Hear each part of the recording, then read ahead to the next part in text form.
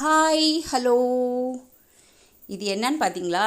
எல்லாருக்கும் தெரிஞ்சிருக்கும் இது என்னன்னு. இது வந்து சேனக்கிழங்கு. இந்த சேனக்கிழங்கு வந்து எலிஃபண்ட் யாம்னு சொல்லுவாங்க இங்கிலீஷில். இது வந்து தமிழில் நம்ம சேனைக்கிழங்குன்னு சொல்கிறோம். இது வந்து வயிற்றுக்கு ரொம்ப நல்ல ஒரு கிழங்கு. அதாவது சூப்பரான நிறைய டிஷ் செய்யலாம் இந்த கிழங்குல. அதாவது நீங்கள் கூட்டு வச்சுக்கலாம், பொரியல் வச்சுக்கலாம், இந்த மாதிரி ஃப்ரை பண்ணி சாப்பிட்டுக்கலாம், காரக்குழம்பு, தீயல் குழம்பு, இந்த மாதிரி நிறைய குழம்புகளுக்கு இதெல்லாம் சேர்த்து அவியலுக்கு கூட முக்கியமான ஒரு பொருள் வந்து இந்த சேனக்கிழங்கு. ரொம்ப நல்லாயிருக்கும். இது வந்து சிப்ஸ் பண்ணுறதுக்கு நீங்கள் ஃபிங்கர் சிப்ஸ் மாதிரி, அதாவது நம்ம அந்த ஃப்ரெஞ்ச் ஃப்ரைஸ் பண்ணுறோம் இல்லையா, அதுக்கு மாதிரி நீளமாக கட் பண்ணி வச்சுக்கிட்டு அதில் ஒரு பாதி எலுமிச்சம்பழம் ஜூஸ் ஊற்றிக்கலாம்.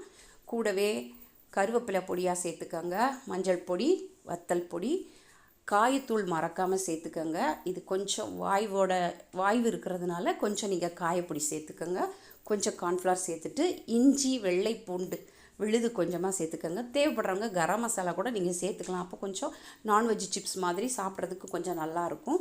இது வந்து தயிர் சாதம், சாம்பார் சாதம், ரசம் சாதம், எல்லா வெரைட்டி சாதங்களுக்கும் இது ஒரு நல்ல சைட் டிஷ். கொஞ்சம் கார்ன்ஃப்ளவர் சேர்த்துக்கிட்டிங்கன்னா கொஞ்சம் மொறுமொறுப்பாக ரொம்ப நல்லா கிறிஸ்பியாக இருக்கும், சூப்பராக இருக்கும்.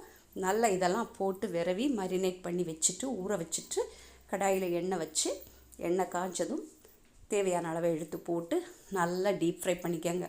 கொஞ்சம் நேரம் விட்டு பொறுமையாக, அதாவது மீடியம் ஃப்ளேமில் வச்சு நீங்கள் வேக விட்டிங்கன்னா நல்லா கிறிஸ்பியாக கிடைக்கும். ரொம்ப டேஸ்ட்டாக இருக்கும். ரொம்ப நேரத்துக்கு இது கோந்து போகாமல் முறுமுறுப்பாக இருக்கும். சின்ன பிள்ளைங்களுக்கு செய்து கொடுங்க, ரொம்ப நல்லது. பொதுவாக இந்த சேனைக்கிழங்கு வந்து வயிற்றுக்கு ரொம்ப நல்லது. எதனாலனா வயிற்றில் இருக்கக்கூடிய கழிவுகளை எல்லாம் சீக்கிரமாக வெளியேற்றும். கேரளாவில் என்ன செய்வாங்கன்னா, இதை வந்து கப்பக்கிழங்கு வேக வைக்கிற மாதிரி வேக வச்சு, இதை வந்து உப்பு போட்டு வேக வச்சு அப்படியே சாப்பிடுவாங்க. வேக வச்சு அது ரொம்ப நல்லது வயிற்றுக்கு. அதனால் கேரளாவில் வந்து இதை வந்து கப்பக்கிழங்கு மாதிரியே வச்சு சாப்பிடுவாங்க. அதுக்கு சைட் டிஷ் சம்மந்தி கூட எடுத்துக்கலாம். இதை மாதிரி நீங்களும் செய்து பாருங்கள்.